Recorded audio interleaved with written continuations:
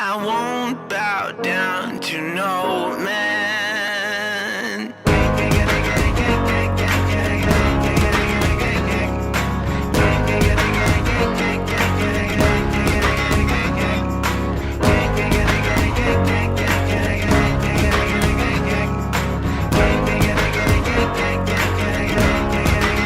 Not even if I need to ride to the next village. Not if I need to cross continents. Nor if I need money. Yeah. Or when I feel lonely. Yeah. Will I ever bow down to no man?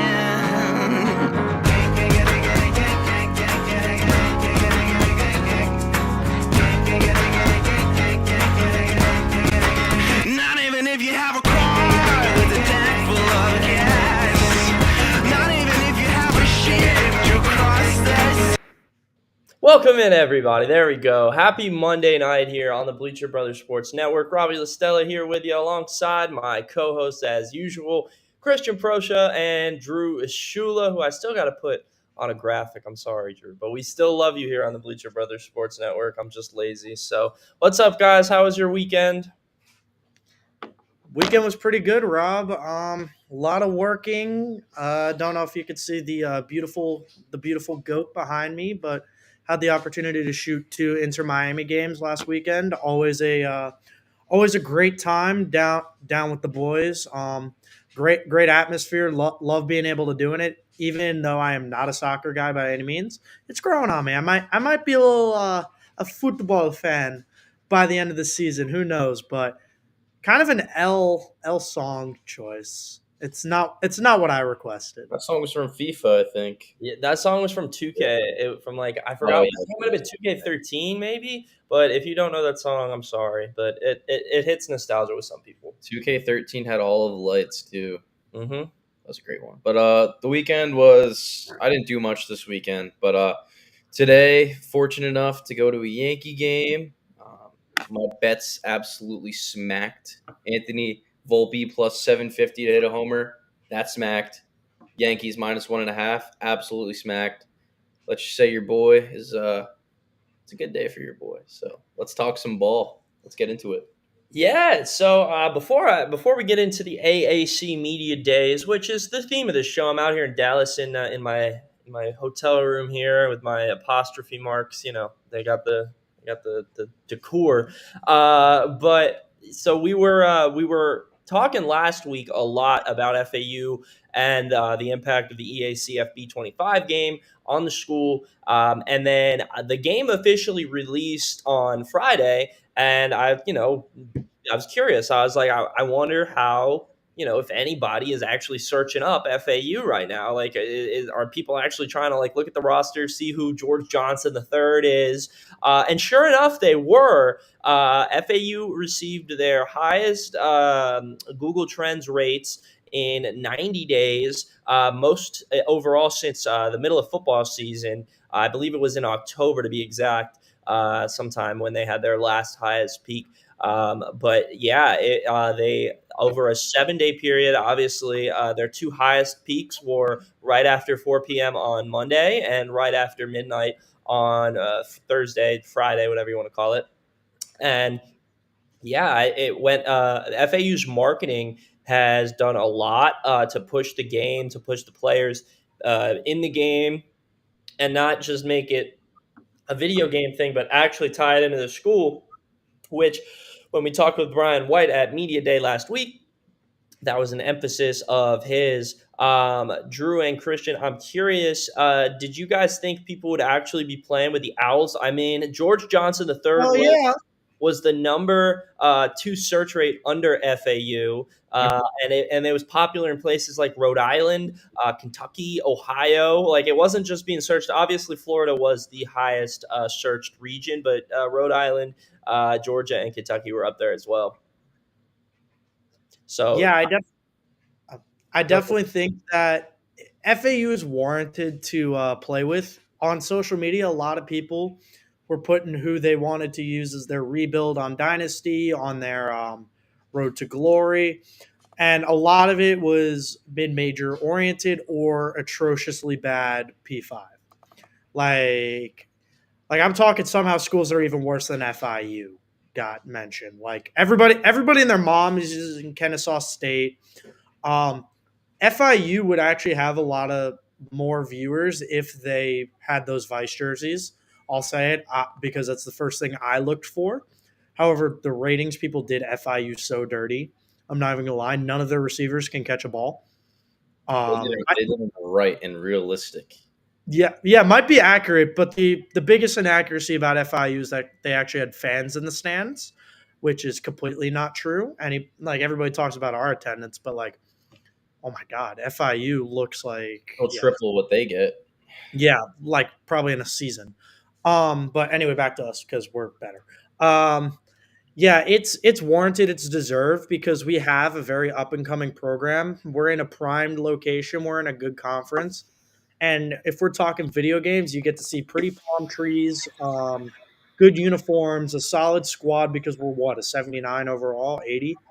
Like we have a good team overall, and it's in a winnable conference. So for dynasty mode and whatever, like it's good to rebuild because I've been seeing a lot of people taking us to the Natty. Like that was pretty cool. Shout out to the one dude that uses Temple and somehow lost to us in the national championship. Little AAC battle of the Eagles action. That dude's a Philly fan. I saw his Twitter. He's like an NFL kind of like Icy Yeah. Bird. Yeah, he's like a Bird. big Eagles fan. So Yeah, but bro can't get the job done. When the lights are on the brightest, Icy Vert can't get it done. So hashtag fire Icy Vert with all the Temple fans. That's kind of trending on It social is. media right now. Wanted to throw a little love to the boy. But yeah, like what we're doing is working. And honestly, our biggest downside is I don't like our playbook in NCAA. I think they kind of did us dirty because, especially on Road to Glory, there's no reason we should be running read option when it's 3rd and 22 on our 5-yard line, and They're setting up puts for the a full. punt. They're setting up for a punt. They're not. I mean, Yeah, a Logan Lupo special if you're the quarterback, they're saying that they don't trust you to throw the ball 22 yards down the field. No, dude, I'm a receiver, and like I feel bad because I unfortunately had to steal all of our guys' lunch money in order to make it up the depth chart. But like, explain to me how I won all the position battles my redshirt freshman year. I go into year 2 and I still don't start. Meanwhile, we lose all of our guys. We lose all of our receivers at the end of this year. Yet I'm not my 75 overall 6'2" receiver definitely looks like me, definitely runs like me.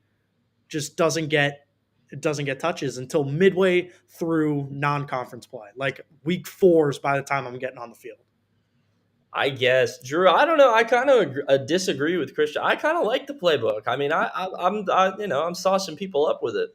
I think it's fine. Life. When Christian talked about the read option, like, bro, that's just the Road to Glory AI. Like, that's not the actual like a playbook fault.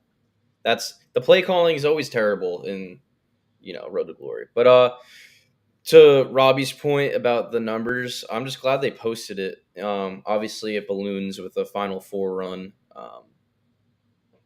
I'm gonna have to agree with Rivals Fielder here. That does sound like a skill issue for Christian. Sorry, Bro, Kevin, Yeah. Kevin, get on the sticks, bro. Get on the sticks. We're running it.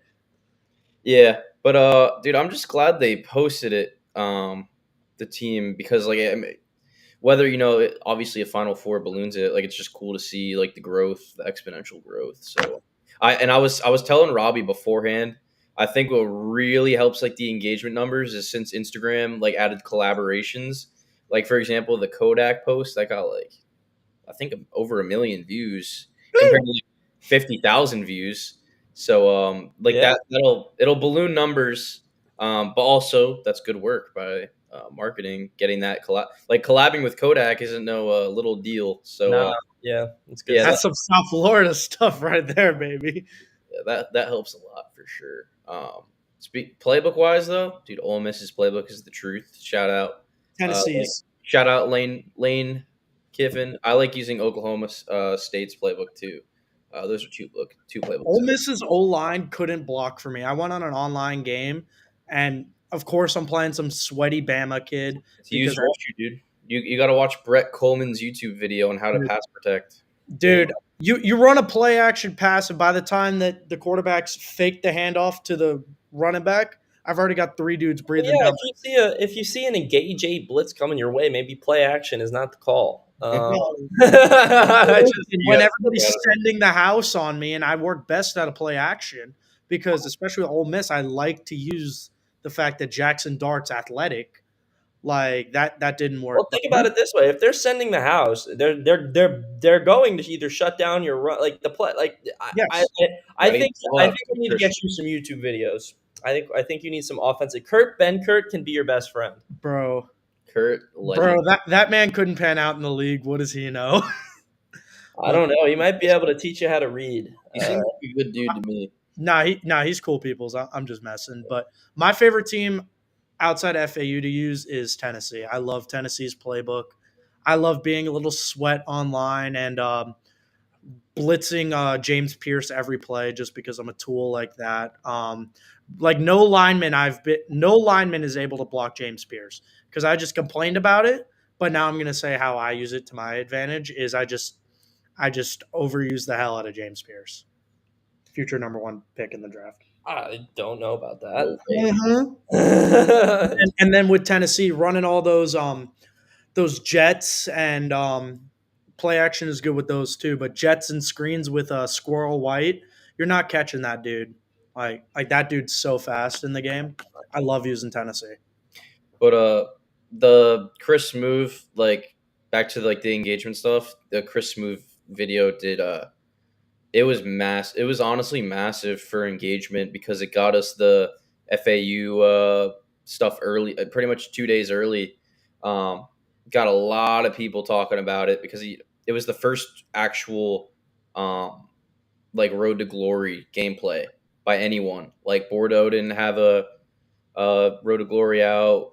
I guess the other guys, I kind of forgot their names, but that helped so much. And then he was just balling. So he was balling so hard. It's like, and of course, EA has George Johnson out of position, catching 3 touchdowns a game and running for 11 yards per carry. So that kind of stuff, like, dude, who the heck is this George Johnson guy? Like, got to look him up at that point. Yeah, and George Johnson was a big pickup for us, especially early on, because he was one of our first portal ads. And coming out of UMass, like I have a couple connections out of UMass of dudes that are on the team. I immediately texted them. They love what they saw out of George Johnson, so I'm really excited to see what he's going to do this year. I know 2 of the 3 quarterbacks in their QB room, so I don't think he's going to be getting running back snaps at FAU though, unless they run some like crazy 2-back set where they want to just like they did with Wester.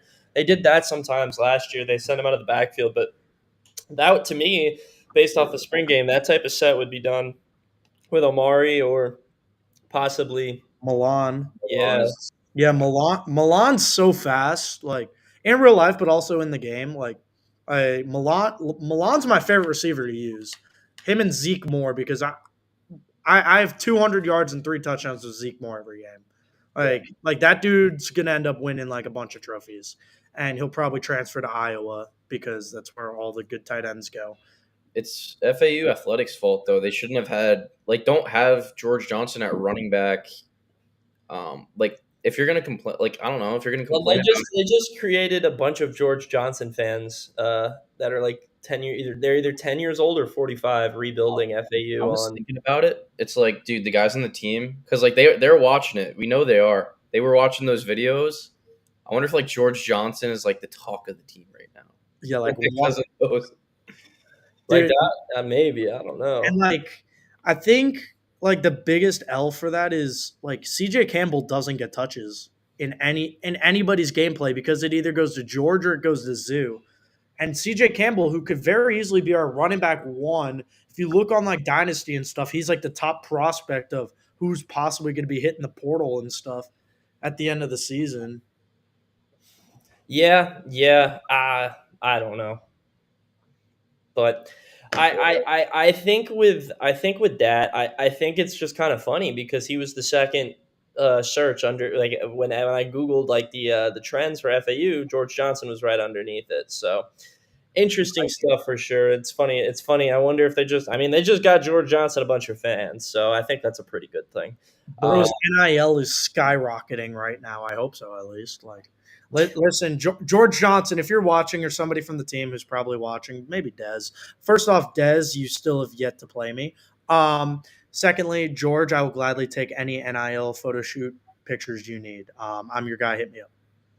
Speaking of fans and photos, though, I've been out at the AAC Media Days out here in Arlington, Texas. The fans were invited for the first time ever, and honestly, there was pretty probably say a couple hundred-ish maybe fans that came. A decent amount of UTSA fans, decent amount of North Texas fans. I think I saw maybe one FAU fan, and I'm pretty sure it might have been like a friend of the team or something. I don't know, but he did. It's kind of a tough trip for the Owls Nation to come up for media days. I mean, one day.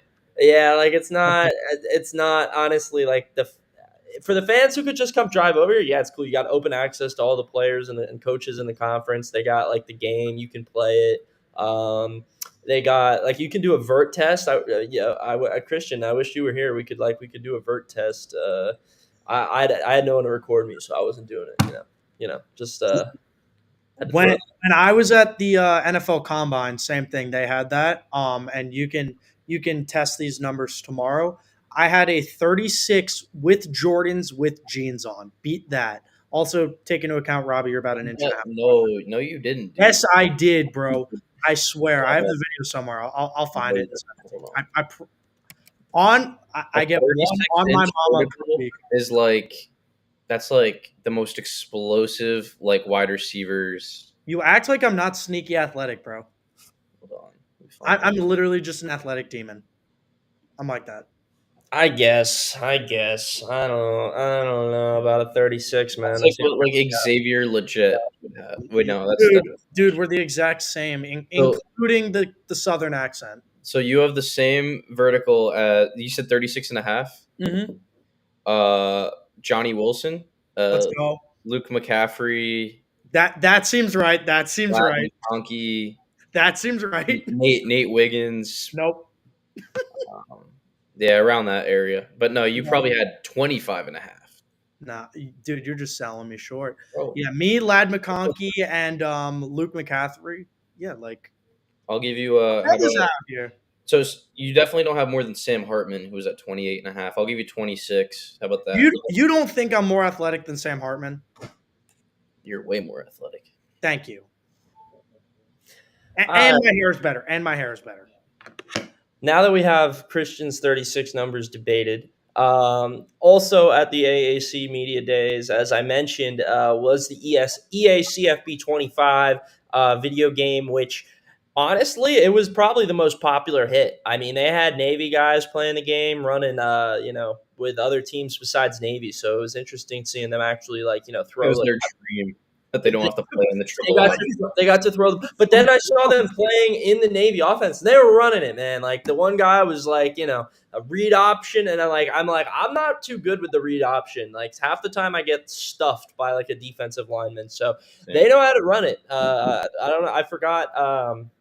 They had somebody they should have done an Army versus Navy game, but it was just Navy versus Navy, which was still fun to see. And they had everyone beat Navy. Jackson and Federico played. Federico beat Jackson 7-6. Damn. A real they only played a half. But barn burner. And Federico beat Clay Will from Creative. Neither wanted to say the score, so I think it was pretty bad. I think it's pretty interesting that the conference itself was really just. I mean, it's the same thing. Trying to build up promotion for their conference. What better way to do it than just put the video game right out there, but let people actually see what these teams can do come the regular season, which. And the fans were real. Like I think that was probably the most engaging part for fans because today really wasn't. the interview sessions with the players and coaches were closed to the individual doing it, and so like the fans really they were just kind of there for a meal. I think they were welcome to eat the food, and they got to play the video game, and they like. But shout out to Oscar Cardenas from Utah. He was really engaging the fans because there's a ton of UTSA fans in attendance. And he was signing footballs and taking pictures and doing all that good stuff. So it was good to see at least the Texas-based teams had their fans in attendance because I was a bit worried when they because it wasn't always open to the fans. They kind of just did it last minute, and I'd say there was a pretty decent attendance. But what were you gonna say, Drew? Any North Texas fans? Yeah, no, it was North Texas and UTSA. I didn't see any Rice. There's some Rice media there from the They were Rice fans, dude. You must have been blind. Yeah, Rice fans, they definitely exist. I don't recall seeing them, but maybe. My biggest question to you, Rob, is did Coach Herman hit the sticks at all? No, he didn't get on the game. He went today. He did a sit down with the North Texas Review that you did an interview with. Go. When Those guys. when Jackson did when Jackson and Federico were playing the game, that's where Coach Herman was at. And then they did their photo shoots today. They came out really good. You'll get to see all the like in stadium promotions where like Federico is like screaming. Like that'll be from AAC Media Days. So I'll get to think back and be like, oh, I saw him do that. They're out already. Huh? The pictures are out already. Oh, really? Okay, yeah. So like they have the videos of him like screaming, which Federico said, he's pretty good. He's a pretty good screamer. Not the official. The behind the scenes. Behind the scenes are out. He said he's a lineman. When people don't listen, he's just got to yell at them. That's funny. I hope the North Texas Review did mention in their interview with Coach Herman.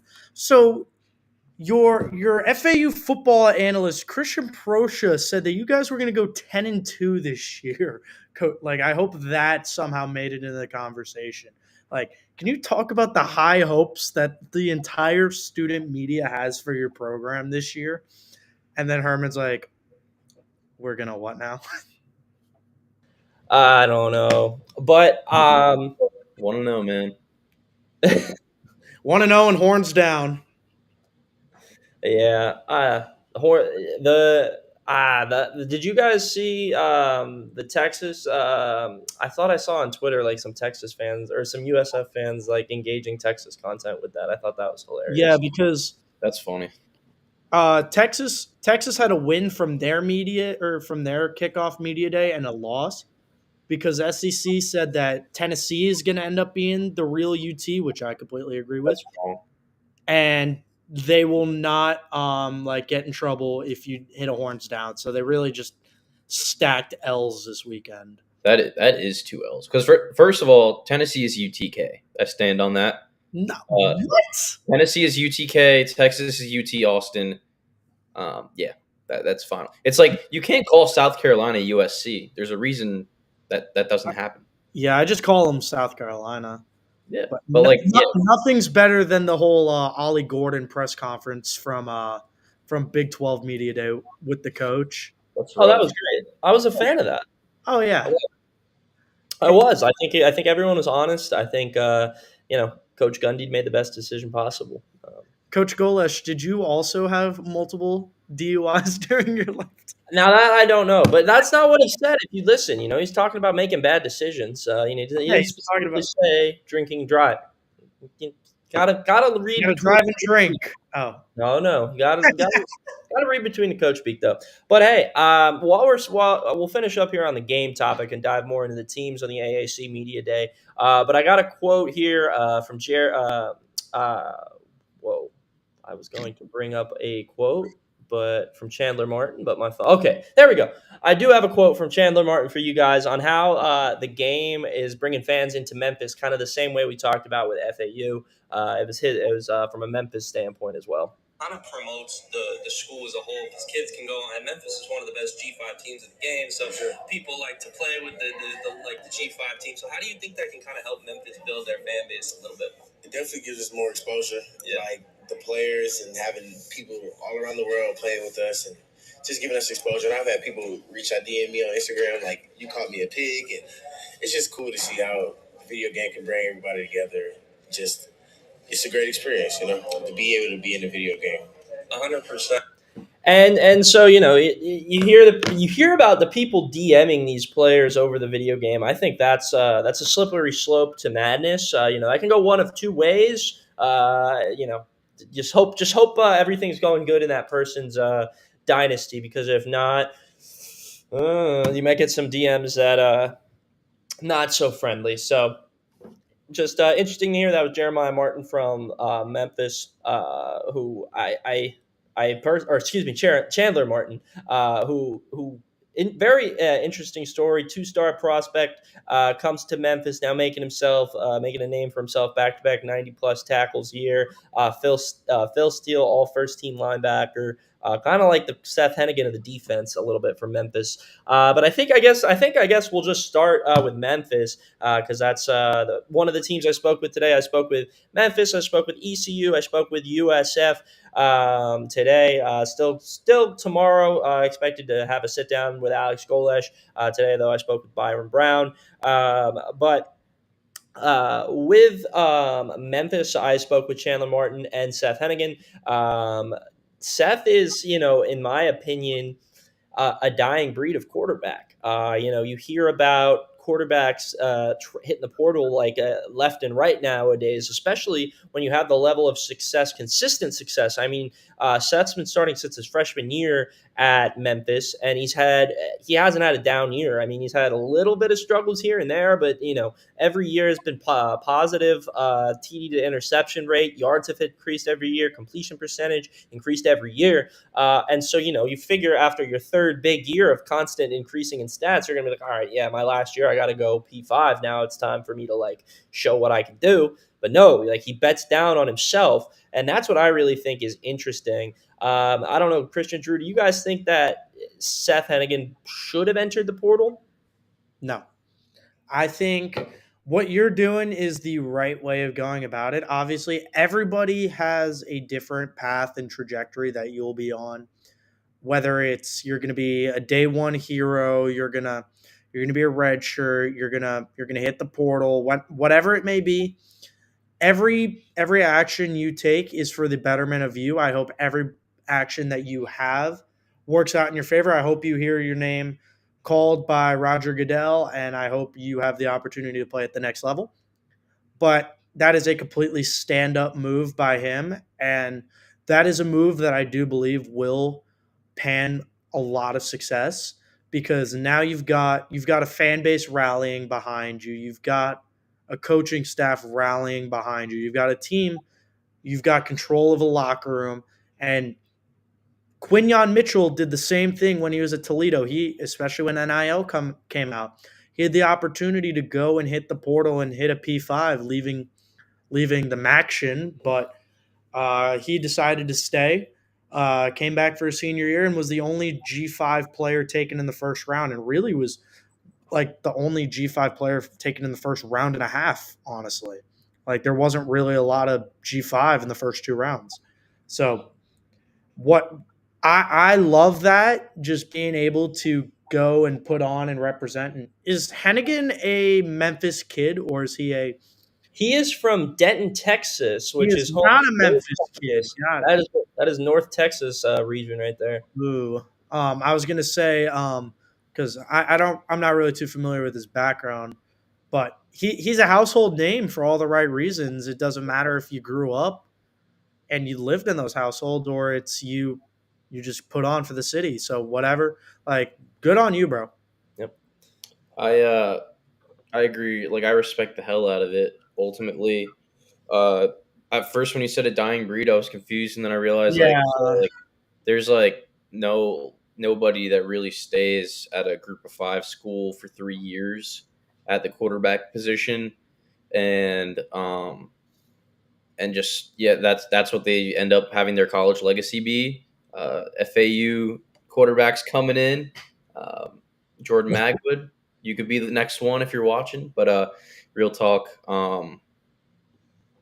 I just respect the hell out of it because that there's SEC schools, Big 12. So he could start for. I'm looking at the list.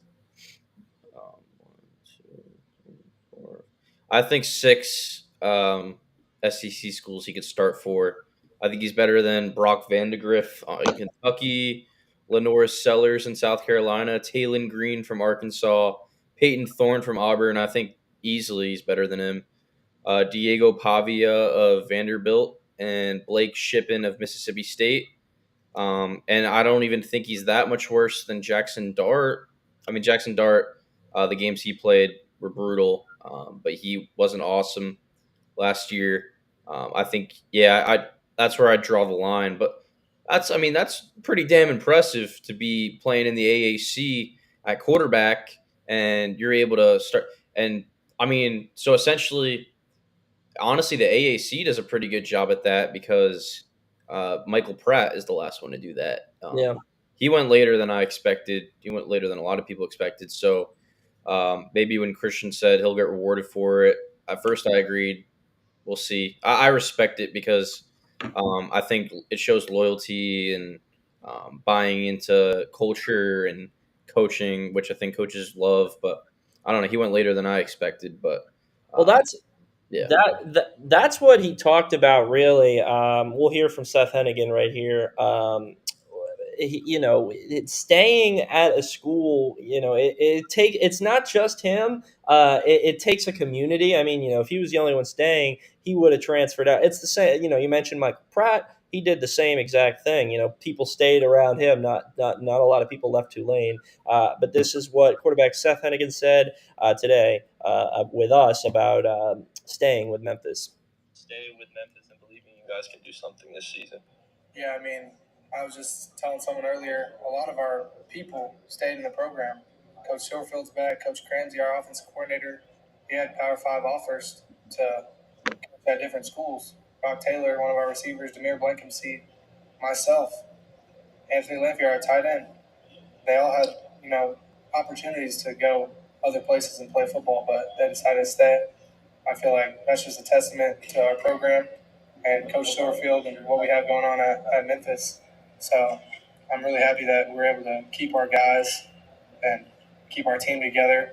And now we're coming into this season an older, experienced group who's played together and with the same coaching staff. And those are a lot of the main reasons that I stayed at Memphis. We have that, continuity returning this year, and we're excited to explore that some more just because we finished last year pretty strong. So we're just looking to continue rolling.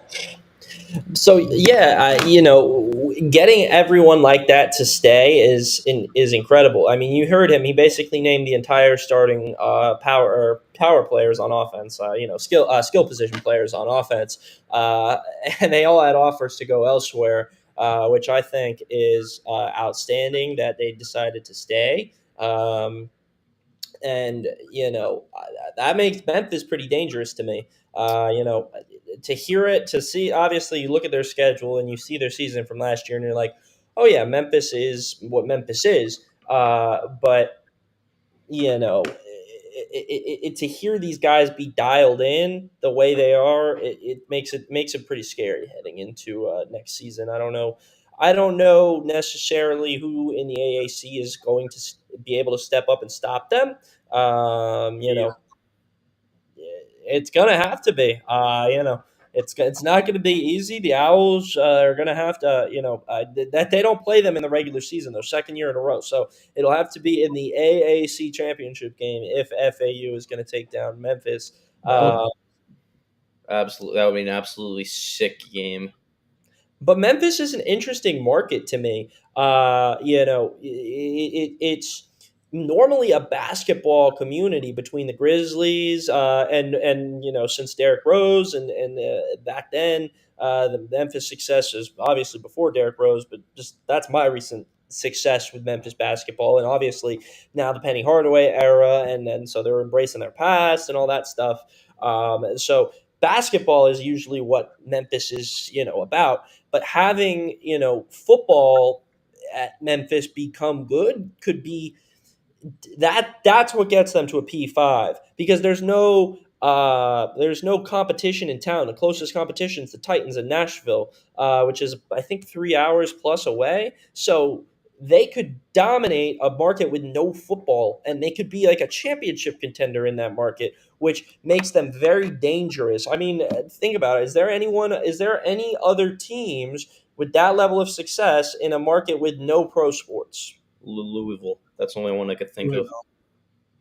Yeah, and so Kentucky though, yeah, Kentucky has nothing. Kentucky really does have nothing. So it's literally Louisville and Kentucky, which is just Louisville, is what I was meant to say. But yeah, I think Memphis football is right on the precipice of being pretty dangerous in that conference. We asked Seth Hennigan about that as well, or being involved in the Memphis community with football. Give me a second, pull up that. Yeah, I mean that's Like, that's a good question. It kind of fluctuates to a certain degree depending on who we're playing at home. If we're playing Mississippi State at home, it's going to be rowdy. There's going to be a lot of people there. Whereas if we're playing a lower school or something in that regard, then there won't be as many fans. But that's kind of to be expected to a certain degree. But I love our fan base. They've been nothing but great to me, and there's been ups and downs for sure. Last year I didn't start out too hot, and they're calling for me to be benched almost. So, I mean, to each their own. I feel like I have more knowledge of football than some talking heads. So just gotta continue grinding and understand what I'm doing, know who I am as a player. But they've been nothing but great to me, and I'm happy that I'm back at Memphis.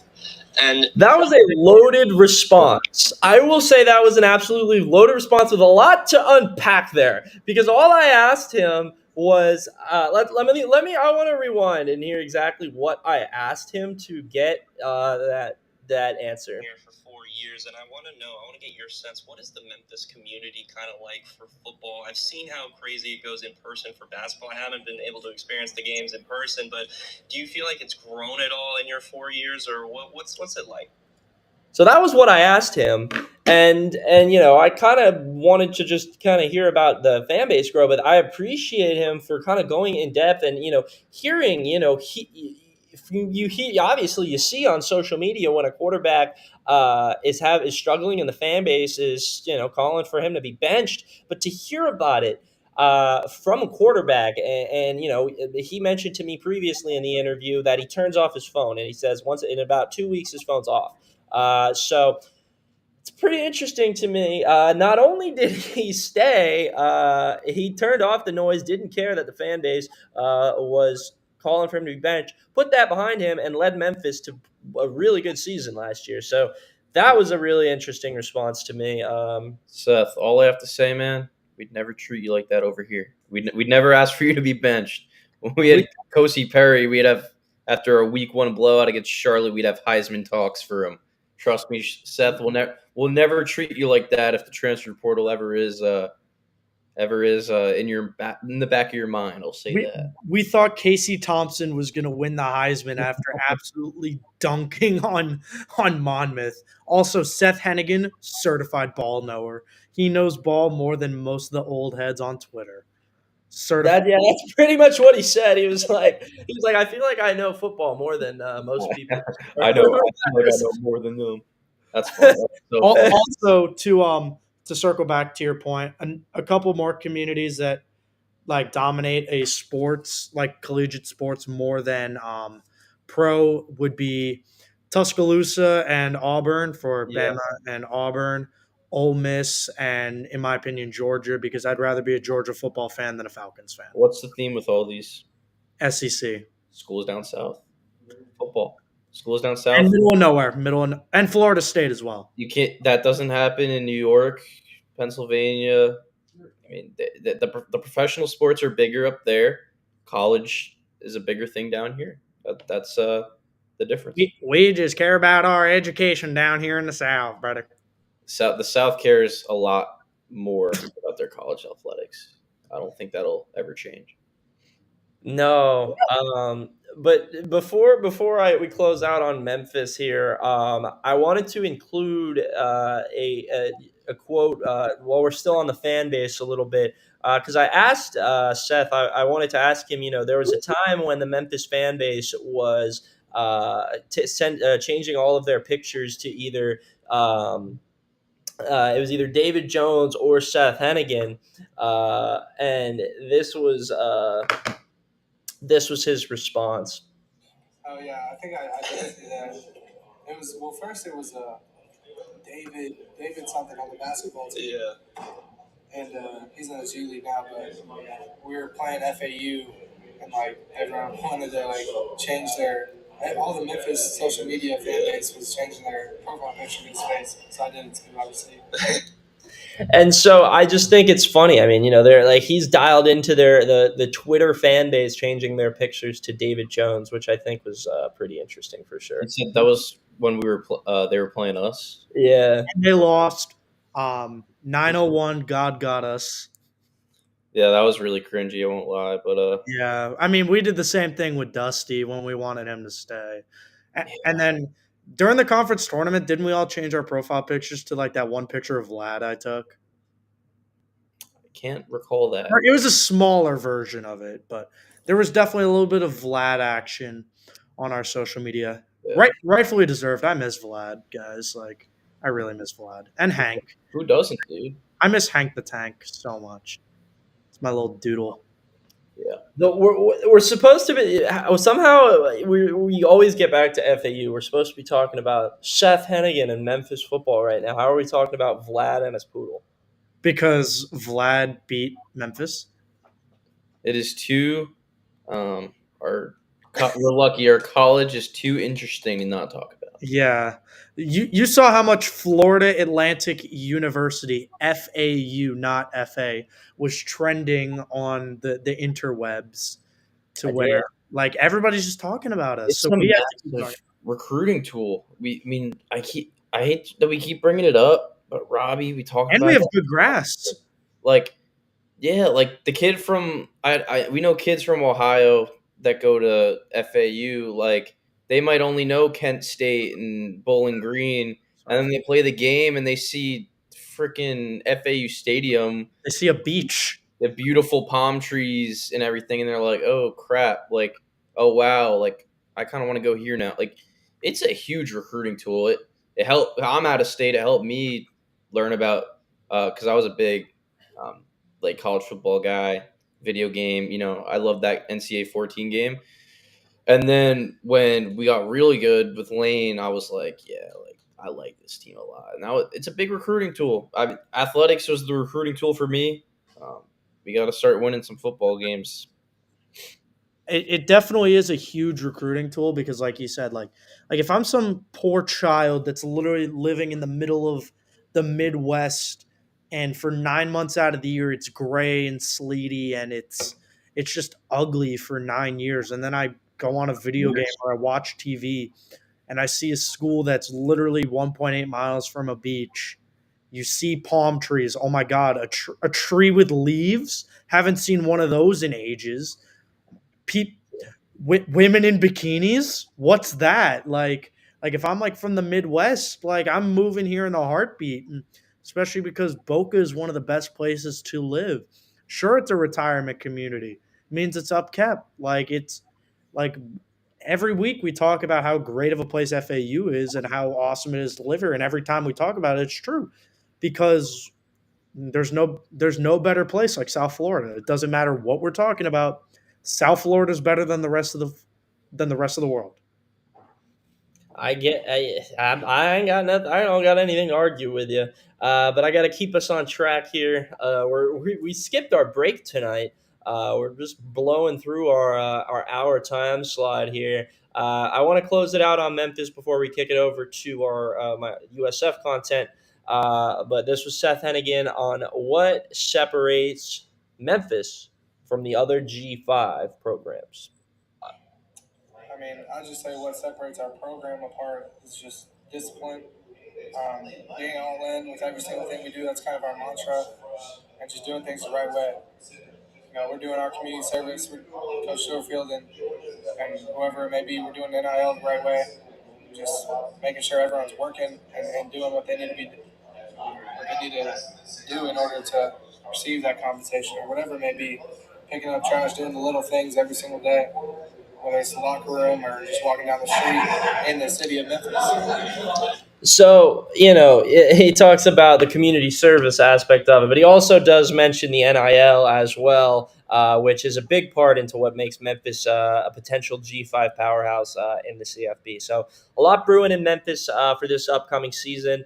I'll have a full interview with Memphis quarterback Seth Hennigan and linebacker Chandler Martin as well. So make sure to check that out on the Bleacher Brothers YouTube.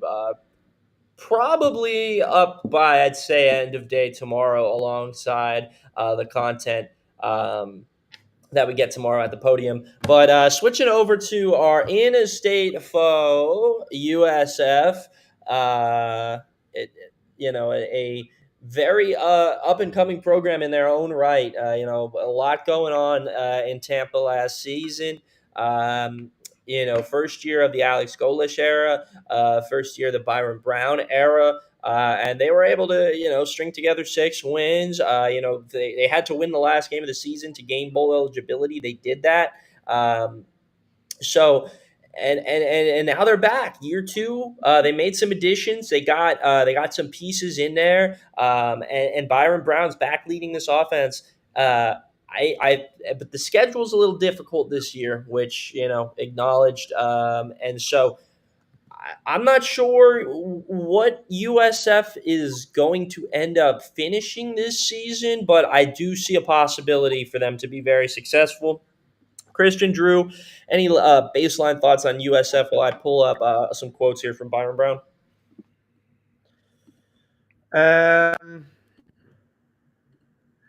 Nah, I don't think they're all that. You're trying to gas it up too much.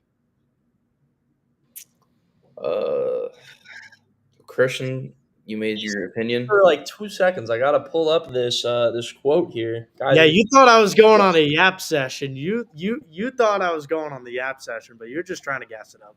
Nope. I won't play into your hand of letting me say something that gets me cooked on Twitter today. I've already done that.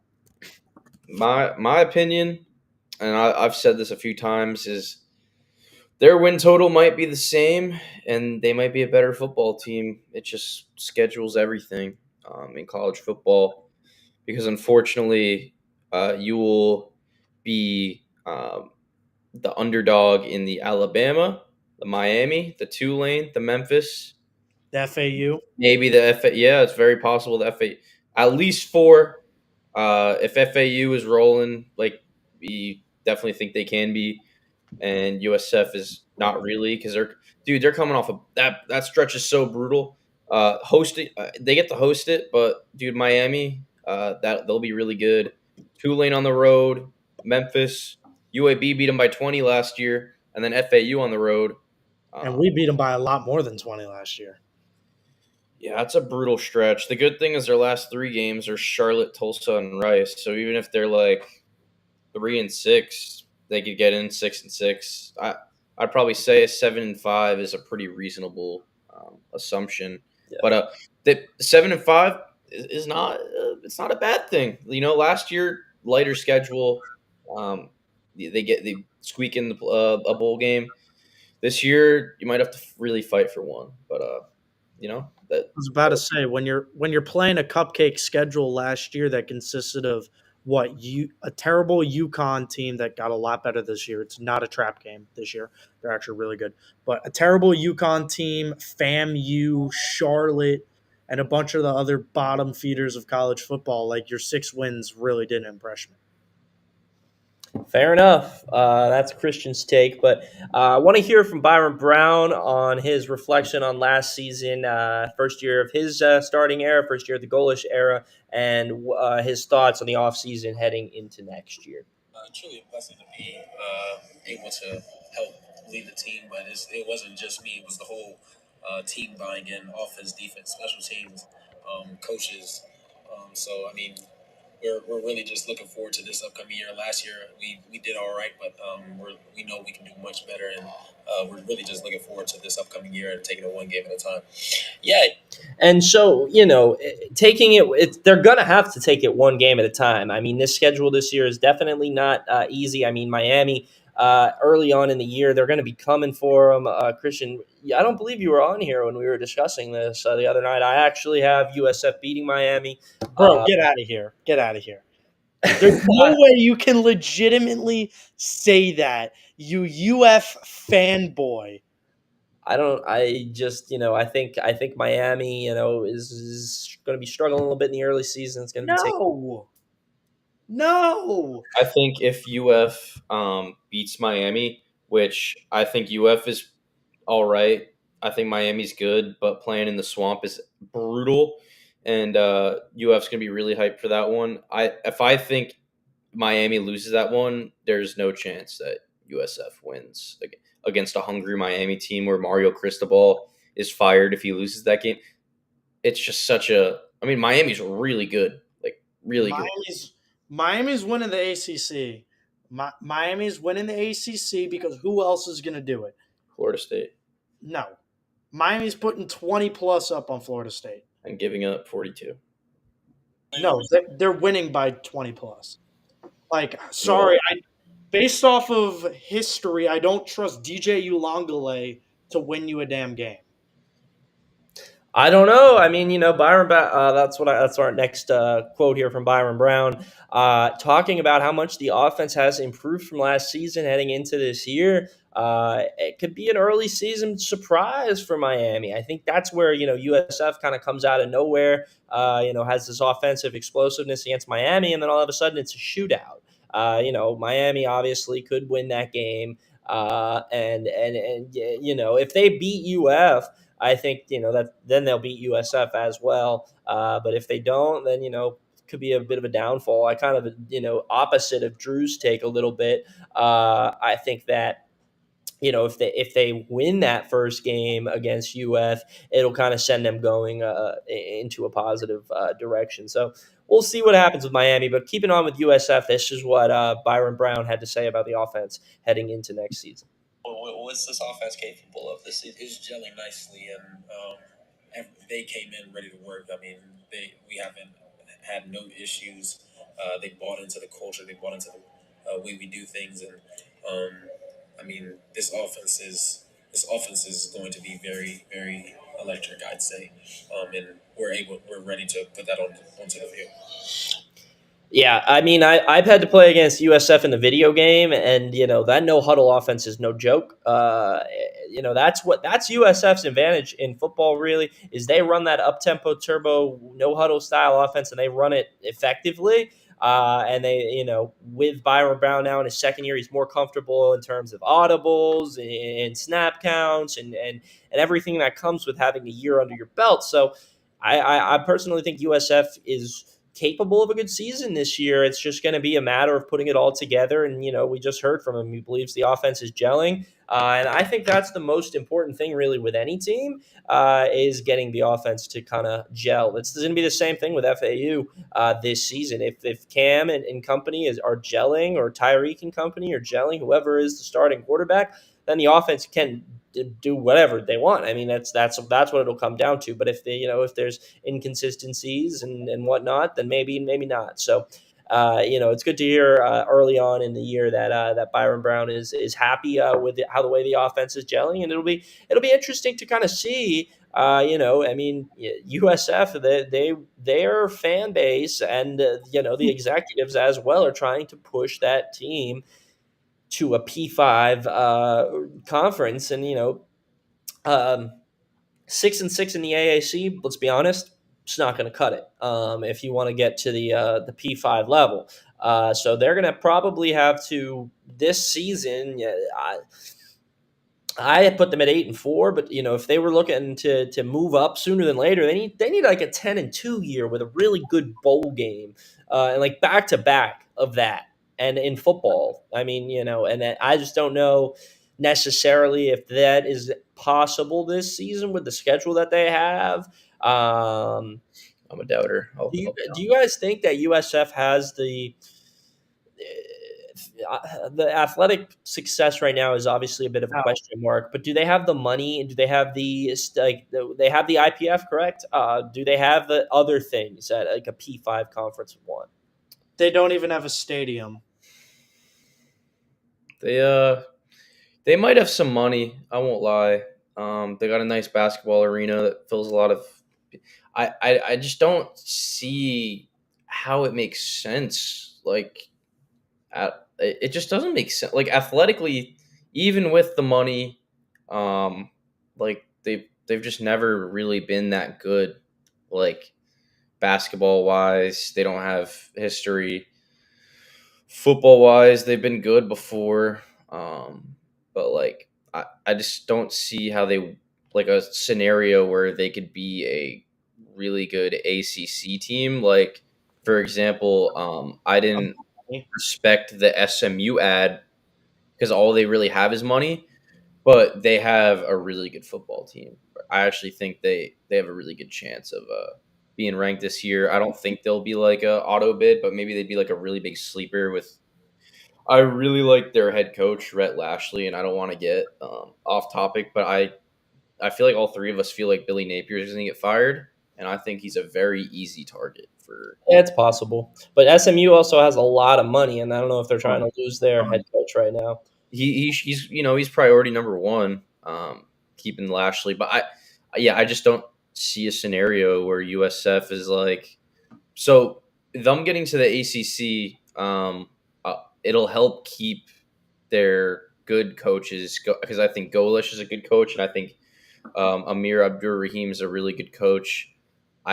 It'll give them a scenario where they can keep them, unless like for example, like if Florida is calling for Alex Golish, I don't see a scenario where he stays at USF or like I don't know, like some really high caliber school is calling for AAR. Like if Michigan was targeting him instead of Dusty May, he was gone. So it'll give him a scenario where they can keep him and pay him more.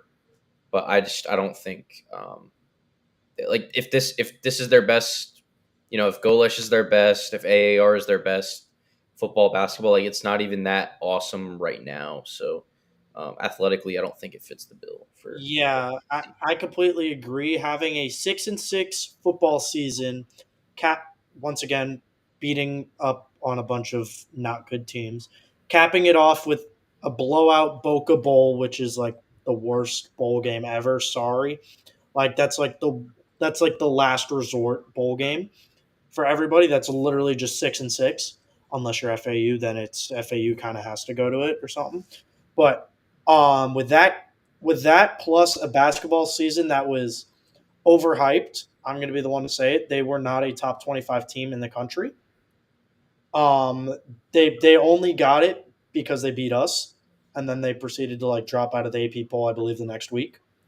So beating FAU was their Super Bowl the entire year because guess what? End of the day, the best thing you got from that was an NIT bid. You didn't make March. You didn't do well in the conference tournament. You didn't make March Madness. You go to the NIT and you go to a Boca Bowl. Hang the banners in the rafters, everybody.